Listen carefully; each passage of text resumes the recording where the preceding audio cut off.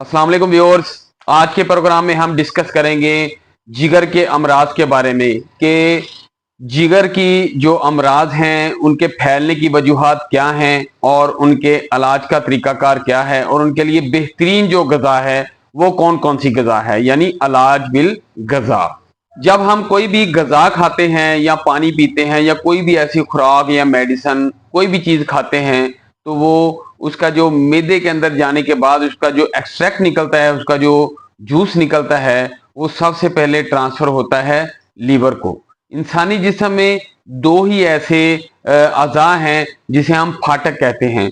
उनको क्रॉस करने के बाद ही आगे जो गज़ा का जो प्रोसेस है वो जिसे कहते हैं उसकी तकसीम शुरू होती है। जैसे पेशाब बन जाता है या पखाना बन जाता है। दो जो मेन उसके जो फाटक हैं वो नंबर एक है आपका लिवर यानी जिगर, और उसके बाद है आपके गुर्दे। सादा अल्फाज में अगर हम कहें तो मैदे में खुराक का जूस निकलने के बाद वो सीधा जिगर में जाता है। जिगर उसकी तोड़ फोड़ करता है और कुछ चीजें, यानी कि अगर सादा अल्फाज में कहें कि जिगर को जिन चीज की समझ नहीं आती या वो फाजिल मादे होते हैं तो वो उसको खारिज कर देता है। जिगर का जो अमूमी वजन होता है वो तकरीबन 3 पाउंड होता है। औरतों में ये वजन थोड़ा सा कम होता है। अब हम डिस्कस करेंगे कि इनकी वजूहात क्या है। मौजूदा दौर में जो इसकी सबसे बड़ी वजह है वो है पानी का साफ सुथरा ना होना। हालिया दौर में हेपेटाइटिस बी और सी और जिगर की मुख्तलिफ बीमारियां फैलने की जो वजूहात हैं वो है पानी का साफ ना होना। ये सबसे बड़ी और अहम वजह है। पसमानदा इलाकों में और डेवलपमेंट इलाकों में मौजूदा वक्त में सिचुएशन तकरीबन सेम ही है। रिसर्च के मुताबिक हेपेटाइटिस बी और सी और जिगर की दूसरी बीमारियां यानी यरकान के फैलने की सबसे जो बड़ी वजह है वो है पानी का साफ ना होना।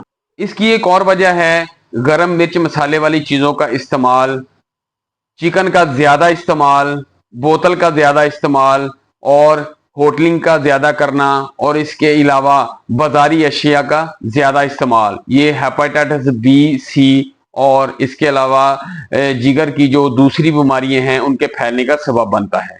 मौजूदा दौर में अक्सर ये भी सुना गया है कि कुछ जो पसमानदा इलाकों में जो होटल्स वगैरह हैं या कोई छोटी दुकानें हैं खाने पीने की अशिया वाली, वो नाकस किस्म के ऑयल और घी का इस्तेमाल करते हैं, जिनकी वजह से हेपेटाइटिस बी और सी और जिगर की जो दूसरी अमराज हैं वो काफ़ी हद तक उनमें जो बढ़ोतरी आ रही है, उनकी बहुत ज़्यादा तादाद में इजाफा हो रहा है।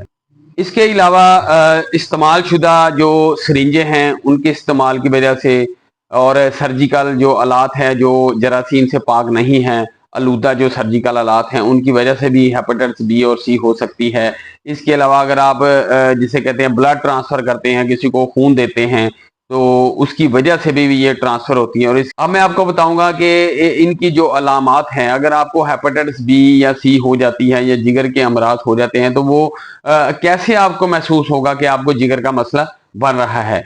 उनमें सबसे जो मेन अलामत है वो है भूख की कमी होना। आप भूख की कमी हो जाए, आपको भूख नहीं लगेगी। इसके अलावा आपके मतली सी जैसे दिल कच्चा होना, सादा अल्फाज में बयान करते हैं कि जिसे कै आनी, जिसे बाकड़ भी कहते हैं कुछ लोग, जिसे कहते हैं कि बाक आ रहे हैं। इसके अलावा जिसे कहते हैं कि जो आपकी पाँव की जो पिंजनियां हैं वहां पे आप तकलीफ रहती है।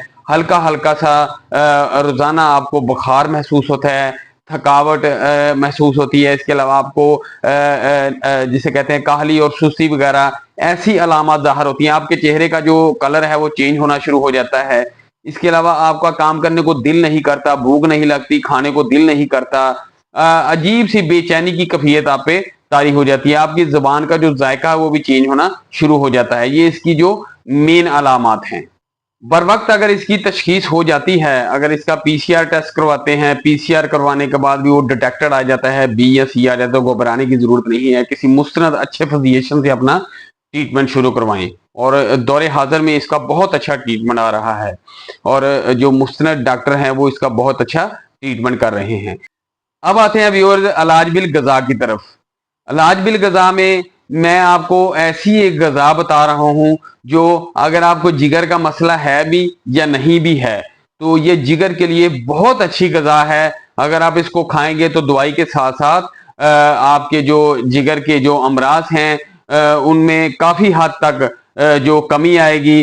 वो आपका जो जिगर है वो सेहतमंद होगा और आपकी जो मर्ज है उसकी शिद्दत में काफी हद तक कमी वाक़या होगी। जी तो नोट करें, सबसे पहले आपने जो जौ का दलिया है आपने उसका नाश्ता करना है। आपने उसमें चीनी नहीं डालनी, आप उसमें गुड़ का इस्तेमाल करें, खजूर उसमें डालें, अंजीर उसमें डालें, थोड़ी सी कलवंजी भी डाल सकते हैं। इसके अलावा आप उसमें जैतून का जो तेल है वो भी डाल सकते हैं। आपने चीनी उसमें नहीं डालनी, शक्कर या शहद डाल लें। ये आपका नाश्ता है। ये आपकी जिगर की अमराज, मैदे की अमराज और आपका जो वजन का बहुत ज्यादा बढ़ना और आपके जो जिस्म में फाजल मादे हैं ये उनको खारिज करेगा। आपने इसका नाश्ता करना है। इसके बाद व्यूअर्स मैं आपको बताऊंगा अरके मको का इस्तेमाल करें और अरके काफनी का इस्तेमाल करें। बहुत अच्छी चीज है, बहुत इफेक्टिव है जिगर के लिए और मैदे के लिए भी।